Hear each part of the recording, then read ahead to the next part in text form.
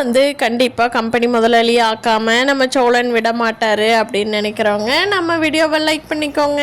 வாங்க வீடியோக்குள்ளே போய் அடுத்தடுத்து என்ன நடக்க போகுதுங்கிறத பார்க்கலாம்.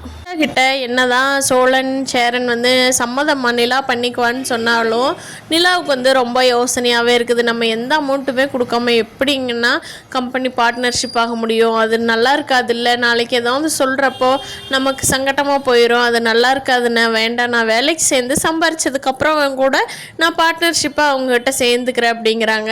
அதுக்கு சேரனும் சோழனும் சொல்கிறாங்க, இல்லைங்க, அவங்க தான் உங்கள்கிட்ட திறமைக்காக அமௌண்ட்டே இல்லாமல் சேர்த்துக்கிற, நீ எப்போ முடியுதோ கொடுங்குறாங்கல்ல, இந்த சான்ஸ் எப்போது கிடைக்குமாங்க? அந்த ராகவ் வந்து நீ என்ன கிழிக்க போகிற பார்க்குறேன்னு சொன்னான்ல, அவன் மூஞ்சில் கறியை பூசணுங்க, நீங்கள் கண்டிப்பாக இதில் ஜாயின் பண்ணிக்கோங்க, நான் இருக்கிறனுங்க அப்படின்னு சொல்லி சோழனும் சேரனும் சொல்லி ரொம்ப நம்பிக்கை கொடுக்குறாங்க நிலாவுக்கு. நிலாவும் அதனால் ஓகேன்னு சொல்லிடுறாங்க.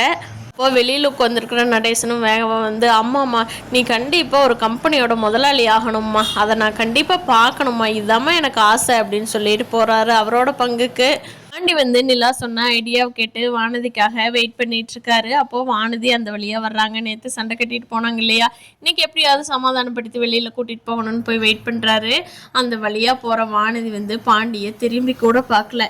ஏண்டா நான் திரும்பி திரும்பி பார்த்தா தானே நீ பார்க்க மாட்டேங்கிற, நான் உன் கடை பக்கமே வரமாட்டேன்டான்ட்டு சைடுலேயே பார்த்துட்டு போகிறாங்க வானதி. அப்போ பாண்டி வேகமாக ஓடி போய் சொல்கிறாரு, வானதி வானதி நில்லு நில்லு, நான் உனக்காகத்தான் வெயிட் பண்ணிட்டு இருக்கிறேன், வா எங்கேயாவது வெளியில் போயிட்டு வரலாம் அப்படிங்கிறாரு. ஓ என்னடா அது, உனக்கு இப்படிலாம் தெரியுமா அப்படிங்கிறாங்க வானதி.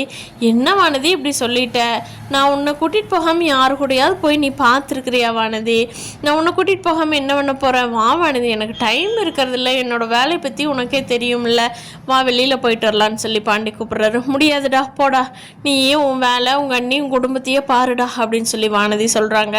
பாண்டி சமாதானப்படுத்தி வானதியை வெளியில் கூட்டிகிட்டு போக சம்மதம் வாங்கிட்டாரு. பார்க்கலாம் ஃப்ரெண்ட்ஸ், வானதியும் பாண்டி இந்த தடவையாவது சண்டை இல்லாமல் வீட்டுக்கு வந்து சேருவாங்களா அப்படிங்கிறத வரப்போகிற நாட்களில் பொறுத்திருந்து அடுத்தடுத்த எபிசோடில் என்ன நடக்குதுன்னு பார்க்கலாம். தேங்க்யூ.